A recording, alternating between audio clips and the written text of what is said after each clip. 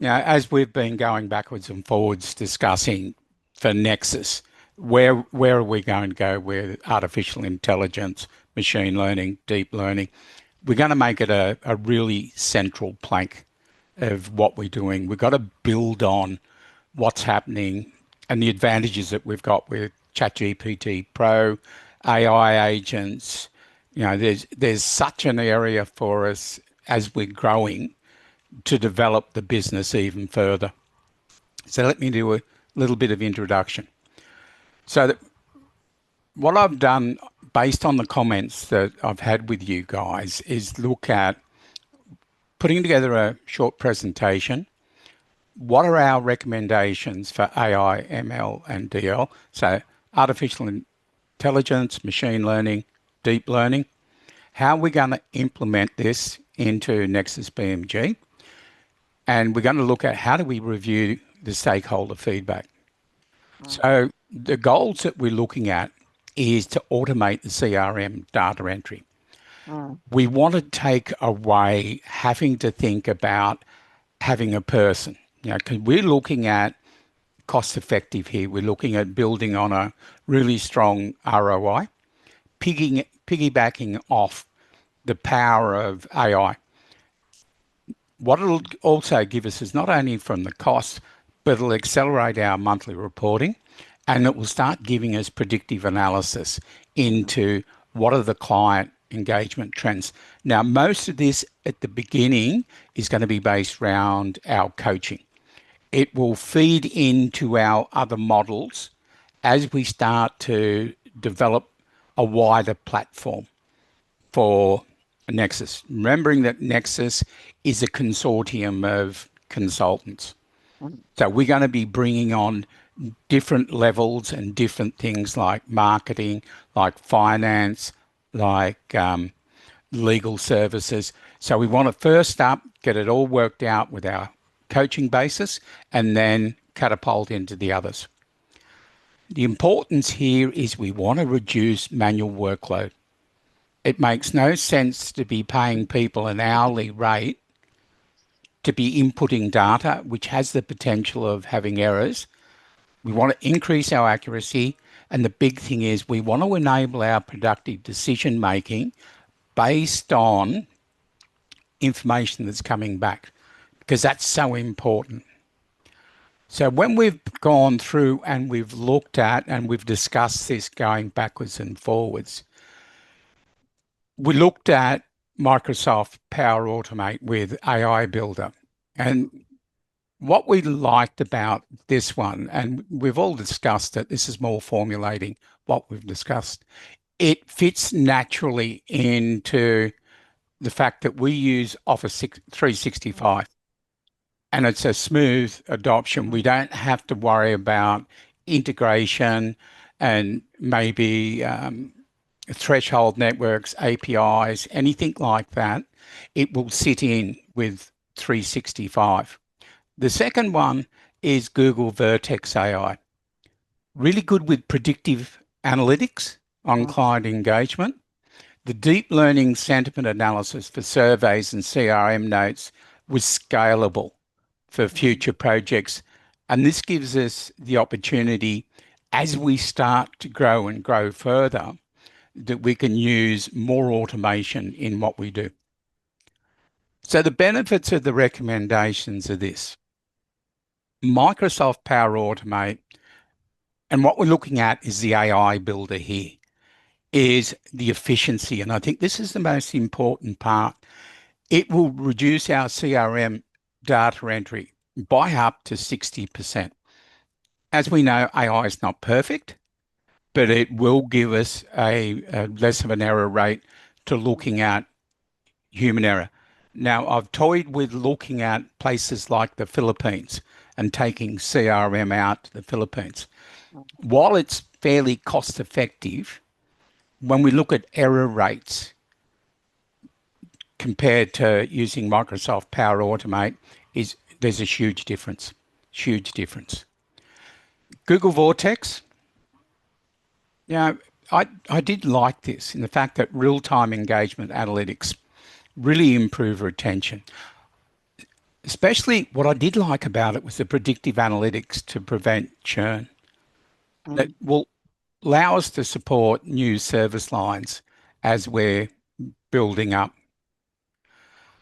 So once we all decide this is the way that we want to go and we want to roll this out, the first thing that we need to look at as a group is to sit down and look at the governance and compliance because we've got to be really, really careful here Yeah. because we have such strong ethics around our privacy and what we do. We have built into all our AI functions our ethical frameworks, and we've done a lot of work in training our AI in all of these. And we want to make sure that we comply with the Privacy Act. There's been too many breaches of data Mhm. in organisations. We want to make sure that ours is bulletproof. You're never going to get 100%, but we want to make sure that we've got as much redundancy in the system that will prevent breaches. Data preparation, old adage when we talk about computers, garbage in, garbage out. We want to make sure that our data is clean and anonymised CRM data for training. So when we're training our CRM, we'll do it on blind data. And we'll do this until we're sure that what we're getting out of the CRM. We may have to play with the algorithms. We may have to do Mhm. some changes around it. We've run some really good predictive analysis using ChatGPT. Our results coming back out of that have been really good. We're starting to set up good, solid GPTs to allow us to put the data in. We'll run a pilot program. We'll deploy Power Automate to start off in client services. We're going to have to do a lot of staff training. So we're Mhm. going to have to train people in the CRM users on AI tools. So anyone we bring into the organisation have got to come in with a reasonably high level of Skill set. skill sets, and this is going to be really important. Now, one of the issues that may come around with this, and we've got to be really careful, is ageism. Mm. That we're not bringing older people on because they don't know AI. So we've got to be really sort of aware of how we bring people in. Now, one of the things that we had toyed in a previous meeting was maybe we bring interns in uni breaks and bring them on as internal, and Mm. maybe young people with data analytics skills that may want to do work during their break. Mm. There's always the potential too of bringing these type of people in, not on full-time contracts, but on part-time contracts. Mm. Always we've got to be looking at how do we minimize and lower our cost? How do we maximize the use of the data science? Our full rollout, and this will extend automation and analytics to everyone within the group. And then we'll have our post implementation. So we'll look at a 90-day return on investment and we'll look at the performance evaluation for it as well. So the big thing is prep our data, run a pilot program, start training our staff. Part of that's going to be training ourselves as well, Mm. because a lot of this is fairly new to us as well. We're not data scientists. We know the information and we know how CRM systems work. We've now got to put that into an automated. So we're learning. We've got our staff training. We've got our full road, and then we're going to do our post implementation. So the discussion points are Automate. Now we've got to put that to the group. So we've got to get it approved for the phase rollout. So the presentation I'm giving you today is what I'm going to give to the full stakeholder group. Google Vertex AI. Now we're going to look at approval with analyst training before launch. Something that we've got to think of is bias mitigation. and we've got to document and test strategies for pre-deployment. This is where I see the uni students, the data Mm, scientists, to be really able to come in at this stage working with it, because these people live and breathe this type of information. Got to look at our adoption strategy. Start with the high usage teams for quick wins, which is going to be our consulting teams mm, for coaching. That's where we're going to really um, do big here. So the feedback outcomes that we're looking for is going to be that proceed with a phased rollout. Everyone, doesn't matter who it is in the organisation, it may be the cleaner one day, even though we are a virtual group and we all live in cyberspace, everyone who's going to be associated with us either as a consultant, and that's the way we're building the model for Nexus, everyone will be a consultant. It will be for anyone involved in the organisation will have to know the system. The bias mitigation documentation required for compliance, because that's the one thing that we want to make sure that we maintain our compliance levels, that we have that formal 90-day post-implementation review. mm, What I probably would think when we take it to the full group is that not only will we have the 90 days, but I think we have points along where we review how things are going. And then we have a full formal 90-day. So the next steps that we're going to look at is we're going to implement the pilot deployment system in client services. So I think this is where we'll get the big bang for the investment that we're going to do. We need to schedule and deliver analyst training. You know, both of us have got a strong background in education. I think you and I can build mm, all the training around it, and we may deliver it. We may get one of the young data scientists to deliver it as well, or at least buddy us mm. in the training, so they feel part of what we're doing. Launch the company-wide rollout after the successful pilot, and then do our 90-day review and refine. So, questions? Whoa. Um, Let me think. I've created myself a little dossier of questions for Yeah. you, Alex. So Thank you. Thank you. I'll just fire them up for you. So Hopefully I can answer them oh, for you. you will. You will.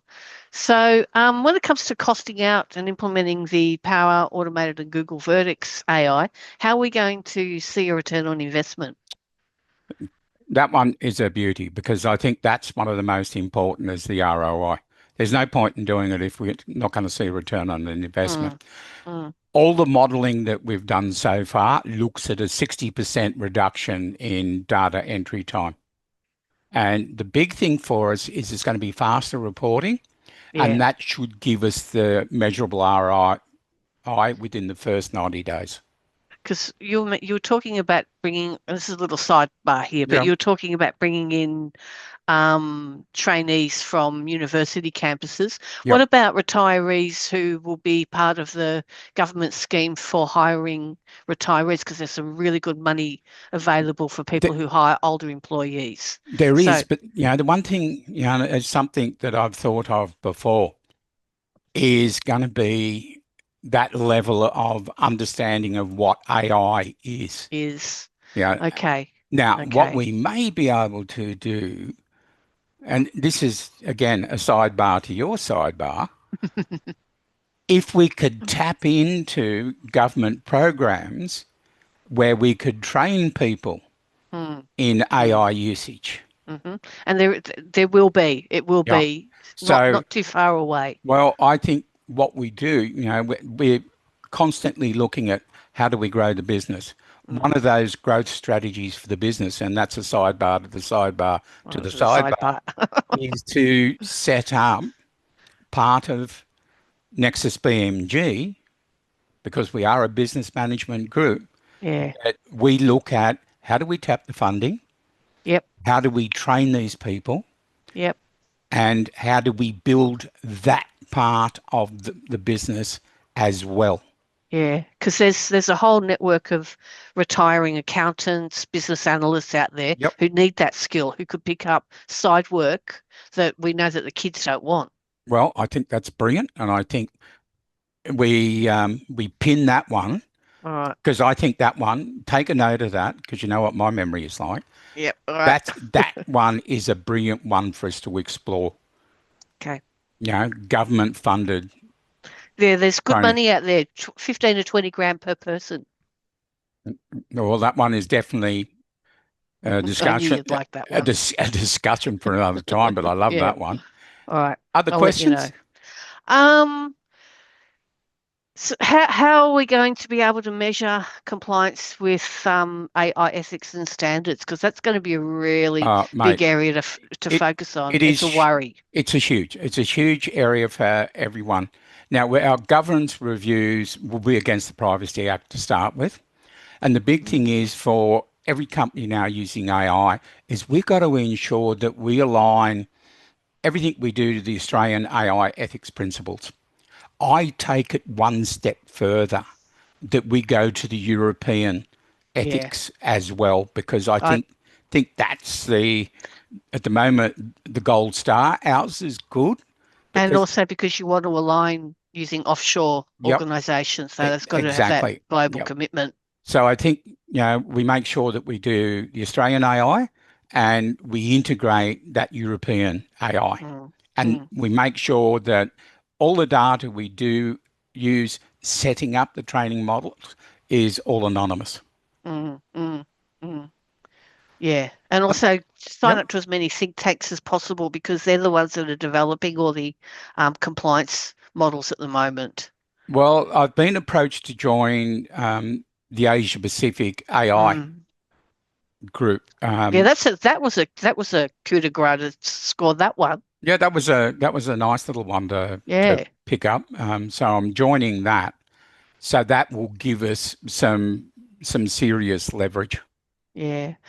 Okay, so compliance is you've certainly nailed out what compliance issues. What about staff that are reticent towards training? What kind of tools are we going to offer them Okay, and provide support?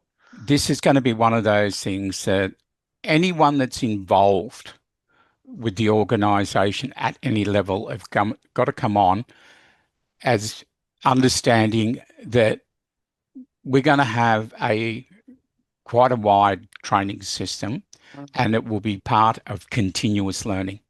And it's a part of an evolving, it's It their is. journey It's evolving as well, well. if we look at AI and the journey of AI, it just look at, like you and I have spoken about this at nauseum, with the Mm, release of ChatGPT 5. mm, mm. I spent a whole weekend retraining Matilda and just finding out what was in there.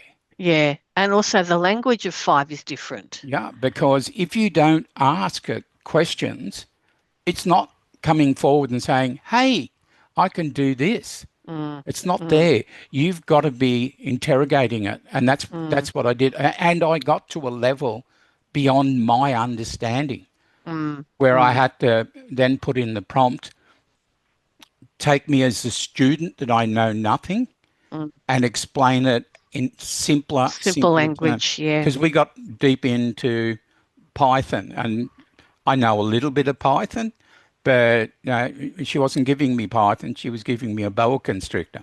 Yeah, and this sort of leads into how do you stop those biases Yep, and inaccurate predictions because the that's hallucinations that are coming out are really crazy. and that's an interesting one because I've just literally written a newsletter for LinkedIn for HR on the biases in applicant tracking systems. Mm, There's mm, mm. built-in biases now that in there, which you Yep. believe on things like qualifications. Mm-hmm. The Mm-hmm. ATS looks at your bachelor's, which you got in 1988, Mm, makes a decision that you're older and will mm. spit you out of the system. Yeah, that's crazy. That's crazy. And that's one of the issues with AI that we've got to be really cognizant of. Yeah, and also with the other biases is it starts to look at your patterns and rhythms of communication and will Exactly. assume what your question is going to be next Yep. and provide you already an answer. And Yep. that's a big problem.